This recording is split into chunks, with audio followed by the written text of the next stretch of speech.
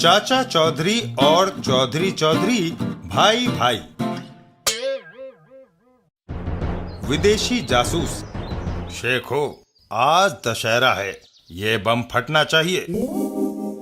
रावण के बुत में ये बम चुपके से रख देना। जब उसे आग लगेगी ये फट जाएगा और सैकड़ों लोग मर जाएंगे। शेखू बम को हाथ में लेकर वहां से चल देता है। बेवकूफ, बम को छिपा कर ले जा। शेखू अपनी पगड़ी उतारता है। बम को पगड़ी में रख लेता हूँ और फिर पगड़ी को वापस पहन लेता है। अब मुझ पर कोई शक नहीं करेगा। चाचा चौधरी, आज मेरी खोपड़ी में खुजली हो रही है। अपने चांद पर थोड़ा तेल मल लीजिए चाचा जी।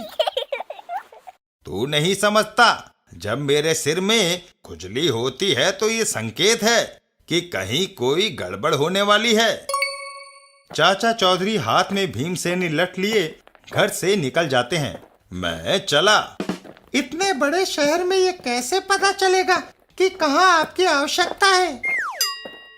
आज दशहरा है, गड़बड़ भीड़ वाले इलाके में ही होती है। रामलीला मैदान। आओ, यहाँ चौकन्ने होकर खड़े हो जाएं। जासूस रामलीला मैदान में पहुंचा।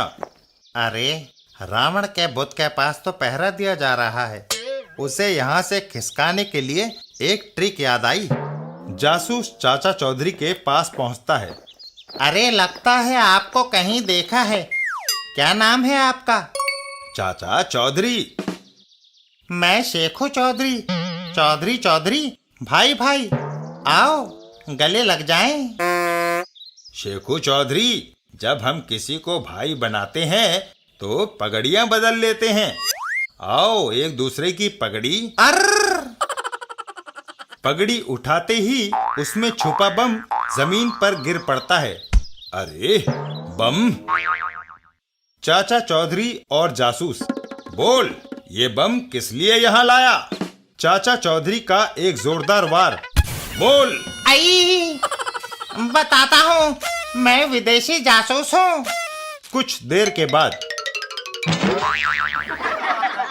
चाचा जी, आपने हजारों लोगों की जान बचा ली आज। ये तो मेरा फर्ज था ऑफिसर। वाह!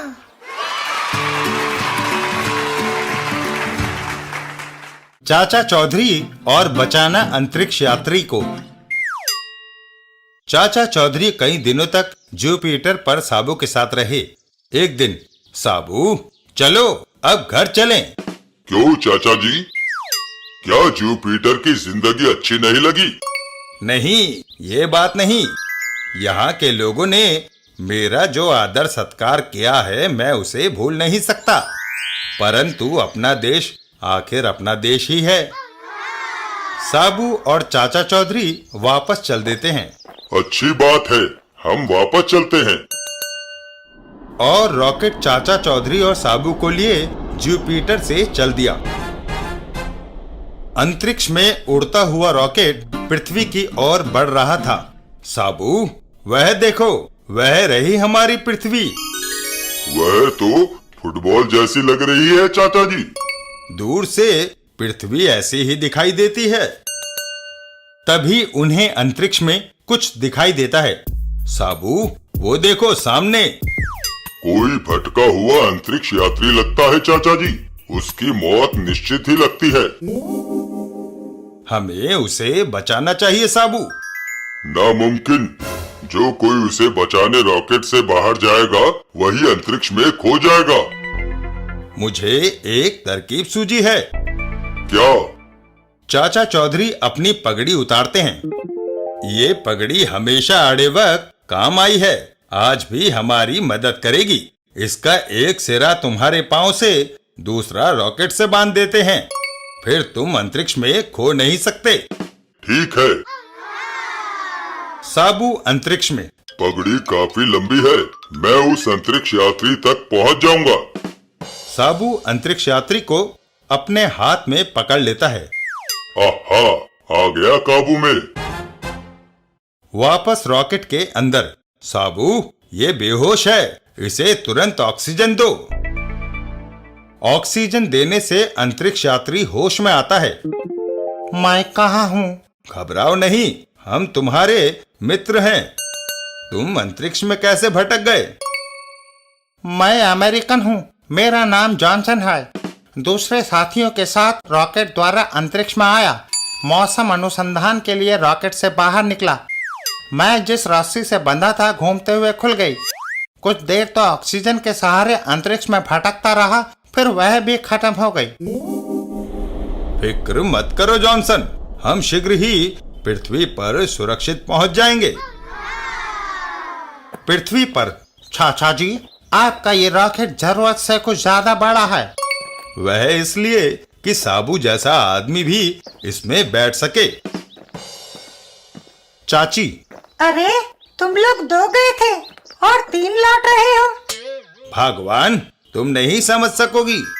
बस यूं ही समझ लो कि अंतरिक्ष में घूमते हुए ये मिल गए और हम इन्हें साथ ले आए। अब जल्दी से इनके लिए एक कटोरा भरकर लस्सी का मक्खन डालकर ले आओ।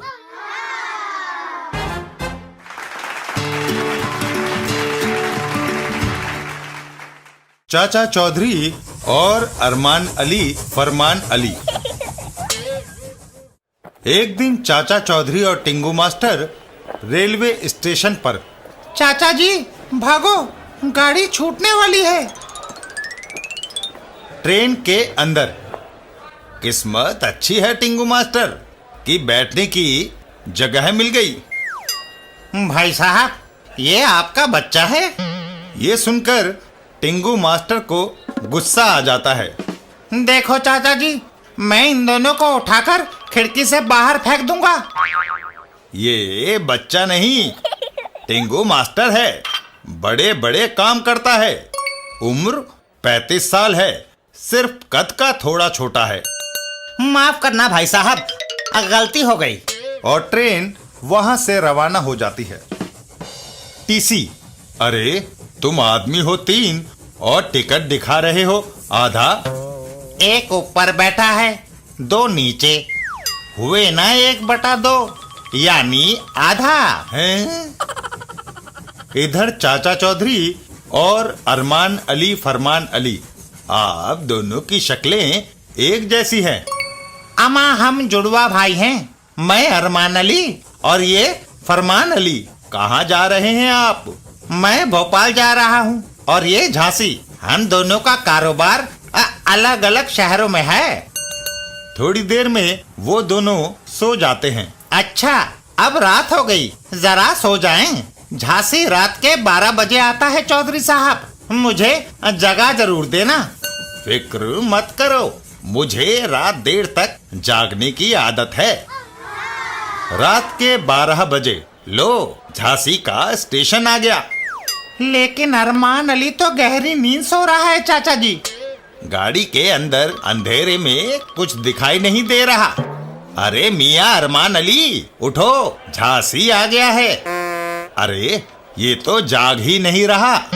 अब क्या करे टिंगू मास्टर? चाचा जी, गाड़ी छूटने वाली है। अरमान अली को उठाकर हम प्लेटफॉर्म पर डाल देते हैं। और चाचा चौधरी टिंगू मास्टर के साथ मिलकर सोए हुए अरमान अली को स्टेशन पर उतार देता है। यह ठीक रहा। सवेरे जब नींद खुलेगी तो अपने आप शहर चला जाएगा और ट्रेन वहां से चल देती है। सुबह। अमा चौधरी, कौन सा स्टेशन आने वाला है? भोपाल। हैं? भोपाल? अमा कमबख्त, मैंने तुम्हें झांसी पर जगाने को कहा था। अब मैं तुम्हें छोड़ूंगा नहीं और खून पी जाऊंगा। मार मार कर तेरा भुर्ता बना दूंगा।